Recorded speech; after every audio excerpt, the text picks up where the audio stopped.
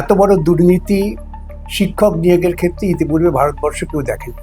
এই মামলার পেছনে রাজ্য সরকার কত কোটি টাকা খরচা করেছে সেই তথ্যটা মানুষের সামনে আসা উচিত। প্রথম ধাপেই তাদের সততা প্রকাশ পেল না যে আচ্ছা এটা ভুল হয়ে গেছে, সংশোধন করেনি। তারা বরং দুর্নীতিটাকেই লালন করতে চেয়েছেন, তারই পরিণতি এটা। যার জন্ম একটা দুর্নীতিমূলক প্রক্রিয়ার মধ্য দিয়ে, সেখানে ভালো মন্দ বাছাই করার ব্যাপারটা তো আসে না। চাকরি বিক্রি করেছেন, টাকা নিয়েছেন, সব জানা সত্ত্বেও যিনি বলেন যে কারো চাকরি যাবে না, তিনিই দায়ী।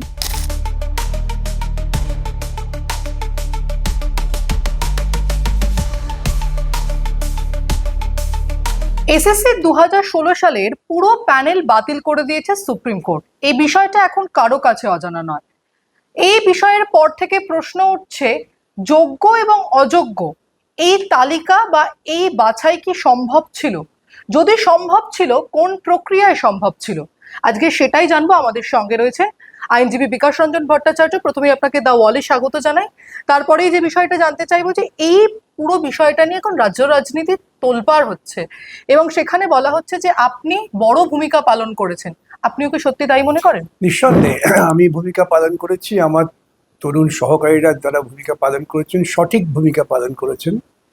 এত বড় দুর্নীতি শিক্ষক নিয়োগের ক্ষেত্রে ইতিপূর্বে ভারতবর্ষ কেউ দেখেনি, এবং এই দুর্নীতিটা পরিকল্পনা করা হয়েছে রাজ্য সরকারি স্তরের সর্বোচ্চ জায়গা থেকে। বহু মামলা হয়েছে। এই মামলার পেছনে রাজ্য সরকার কত কোটি টাকা খরচা করেছে সেই তথ্যটা মানুষের সামনে আসা উচিত। দুর্নীতিকে রক্ষা করার জন্যে রাজ্য হচ্ছে অভিভাবক। যখনই প্রথম দুর্নীতির লক্ষণ দেখা গেল, তখনই রাজ্য সরকারের উচিত ছিল সমগ্র নিয়োগ প্রক্রিয়াকে বাতিল করে স্বচ্ছভাবে নিয়োগ প্রক্রিয়া চালু করা। কিন্তু এই রাজ্য সরকার দুর্ভাগ্যজনকভাবে তারা দুর্নীতিটাকেই মনে করেছেন তাদের করণীয় কাজ।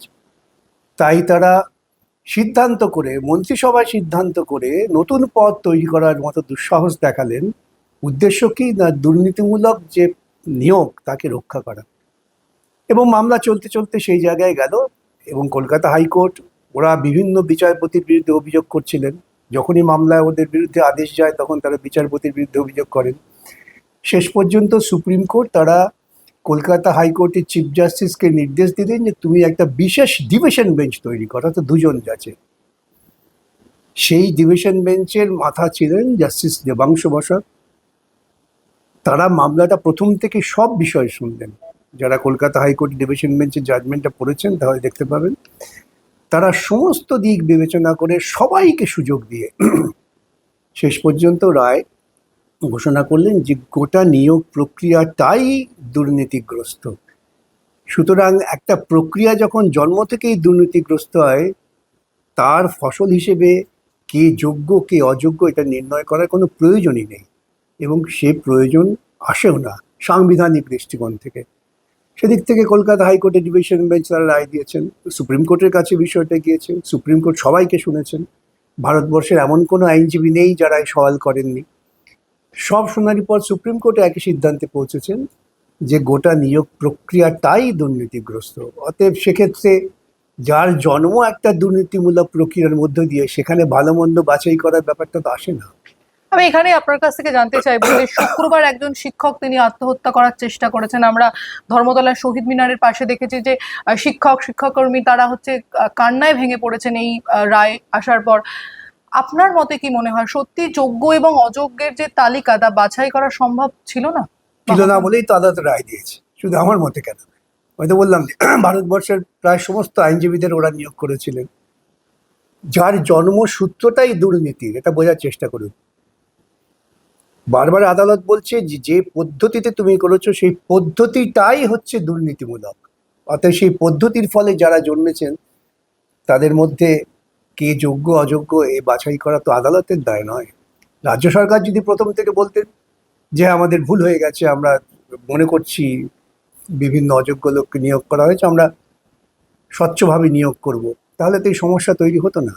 আজকে যে আপনি মানবিক দুঃখের কথা বললেন, একজন আত্মহত্যা করার চেষ্টা করেছেন, এর জন্য সম্পূর্ণ দায়ী রাজ্য সরকার। রাজ্য সরকারের ভূমিকা, অভিভাবকের ভূমিকা যে পালন করা উচিত সাংবিধানিকভাবে, সেটা তারা পালন করেননি। তারা বরং দুর্নীতিটাকেই লালন করতে চেয়েছেন, তারই পরিণতি এটা। এই যে সুপ্রিম কোর্ট 3 মাস সময় দিয়েছে, এর পরবর্তীতে আইনি ভাষায় কি বলে?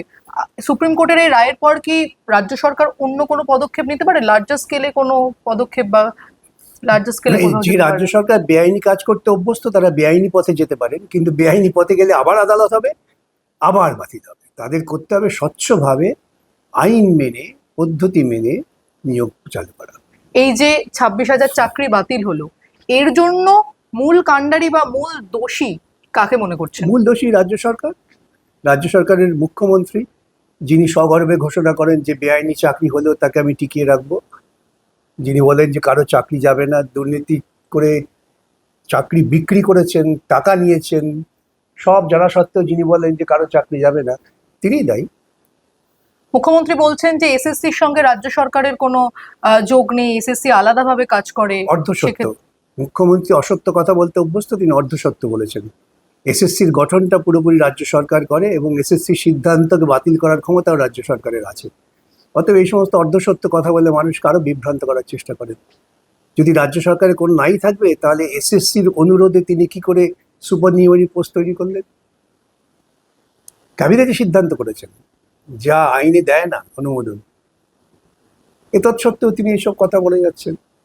আসলে উনি অসত্য ভাষণে খুব অভ্যস্ত, সেই কাজটাই করছেন।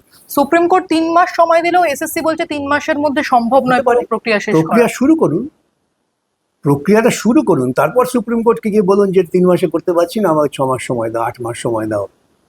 কলকাতা হাইকোর্ট তো অনেক আগেই বলেছিলেন এটা করা হোক, তার বিরুদ্ধে ওরাই তো সুপ্রিম কোর্টে গিয়েছেন। এই যে মামলা দেরি হচ্ছে, তার জন্য সম্পূর্ণ দায়িত্ব রাজ্য সরকার। প্রত্যেকটা ধাপে ধাপে তারা ডিভিশন বেঞ্চ সুপ্রিম কোর্ট করেছেন। প্রথম ধাপেই তাদের সততা প্রকাশ পেল না যে আচ্ছা এটা ভুল হয়ে গেছে, সংশোধন করে নি, বহু মানুষ এর জন্য অসুবিধায় পড়তে পারে। আসলে তাদের প্রথম থেকেই লক্ষ্য ছিল বেআইনিভাবে চাকরি পাওয়াটাকে রক্ষা করা, এই জন্য আজকে এই পরিণতি হচ্ছে। এই রায় নিয়ে না এক পক্ষের মধ্যে এখন একটা ধোঁয়াশা রয়েছে, কাদেরকে বেতন ফেরত দিতে হবে, কতদিনের মধ্যে নিয়োগ সম্ভব, আপনি যদি একটু সংক্ষেপে আমাদের বুঝিয়ে দেন। কোথাও ধোঁয়াশা নেই, যারা রায়টা পড়বেন পরিষ্কার বুঝতে পারবেন ধোঁয়াশার কিচ্ছু নেই। সুপ্রিম কোর্ট পরিষ্কার বলে দিয়েছে, যাদের কথা এসএসসি স্বীকার করেছেন, রাজ্য সরকার স্বীকার করেছেন যে হ্যাঁ এই সব কিছু কিছু নিয়ম ওরা স্বীকার করেছেন অ্যাফিডেভিট দিয়ে, তাদের বলে টাকা ফেরত দাও। তারা হাতে নাতে ধরা পড়ে গেছেন, আর যারা হাতে নাতে ধরা পড়েননি তাদের টাকা দিয়ে ফেরত দেওয়ার কথা বলেনি। অতএব এদের কোনো তো ধোঁয়াশা নেই। এখন আপনি যদি ধোঁয়াশা তৈরি করতে চাই, তাহলে কে ঠেকাবে? বিজেপির এমপি, তিনি একসময় কলকাতা হাইকোর্টের প্রাক্তন বিচারপতি অর্থাৎ অভিজিৎ গঙ্গোপাধ্যায়, তিনি বলছেন এই যোগ্য এবং অযোগ্য বাছাই করা সম্ভব এবং তাকে দায়িত্ব দেওয়া হোক, তিনি বুঝিয়ে দেবেন কিভাবে সম্ভব। সত্যি কি সম্ভব? এটা অত্যন্ত অবিবেচকের মতো কথা বলেছেন। এটা উনি বলেছেন প্রকৃতপক্ষে ভাবনা চিন্তা করেননি। এটা করা মানে হচ্ছে সুপ্রিম কোর্টের আদেশকে অমান্য করা, এবং এটা করা মানে হচ্ছে ক্রিমিনাল কন্টেম্পট। ওনার এই বক্তব্যকে আমি আদৌ গ্রহণযোগ্য মনে করি না। এবার আইনের ভাষা থেকে বেরিয়ে এসে আমি আপনাকে হিউম্যানিটেরিয়ান গ্রাউন্ড থেকে একটা প্রশ্ন করতে চাই, যারা সত্যি যোগ্য, যারা সত্যি চাকরি হারিয়েছেন, তাদের কি হবে এরপর? কে সত্যি, কে ঠিক করবে? আমার এটা তো জানা দরকার। কে সত্যি এটা ঠিক করবে কে? আগে এই প্রশ্নটা ঠিক করা হোক। তার থেকে বরং স্বচ্ছ প্রক্রিয়া চালু হলে যারা যথাযথ যোগ্য তারা যোগ্যতার প্রমাণ দিয়ে নিজেরা আবার চলে আসতে পারবেন। সুতরাং আসলে অযোগ্য এবং দুর্নীতিবাজদের রক্ষা করার জন্যেই কিন্তু এই বাহানাটা রাজ্য সরকার এবং রাজ্য সরকারের অনুসারী কিছু কিছু মানুষ তুলছেন। তারা দিচ্ছেন না কেন লিস্ট? ওরা লিস্ট দিয়ে দিন একটা, যখন বক্তৃতায় বসেন সব, যে আমরা মনে করছি এই লোকগুলো যোগ্য, তা দিচ্ছেন না কেন? তার মানে ওরাও জানেন যে নির্দিষ্ট করে কাউকে যোগ্য অযোগ্য বলে যায় না। ধোঁয়াশা তৈরি করো, করে মানুষকে বিভ্রান্ত করো, এইটাই হচ্ছে পরিকল্পনা। আচ্ছা, আমার শেষ প্রশ্ন, যোগ্যরা যদি আপনার কাছে আসে, তারা বলেন যে হ্যাঁ আমরা যোগ্য, তাহলে সেক্ষেত্রে আপনি কি তাদের জন্য এবার আইনি লড়াই লড়বেন এবং পরবর্তী পদক্ষেপ কি হবে? অবান্তর একটি প্রশ্ন। আমি এতদিন লড়াই করেছি, সেই লড়াই এখনো পর্যন্ত আইনিভাবে সফল হয়েছে। আমার মূল কথাই ছিল গোটা প্রক্রিয়াটাই দুর্নীতিগ্রস্ত। অতএব যা শুরু হয়েছে দুর্নীতির মধ্য দিয়ে, তাকে আবার অর্ধেক সুনীতিতে আনা যায় না। অসংখ্য ধন্যবাদ আপনাকে আমাদের এতক্ষণ সময় দেওয়ার জন্য। বিস্তারিত আপডেটের জন্য আপনাদের চোখ রাখতে হবে দ্য ওয়ালের পর্দায়, কারণ খবর এখন এখানে। ক্যামেরা রণদীপের সঙ্গে প্রীতি, দ্য ওয়াল, কলকাতা।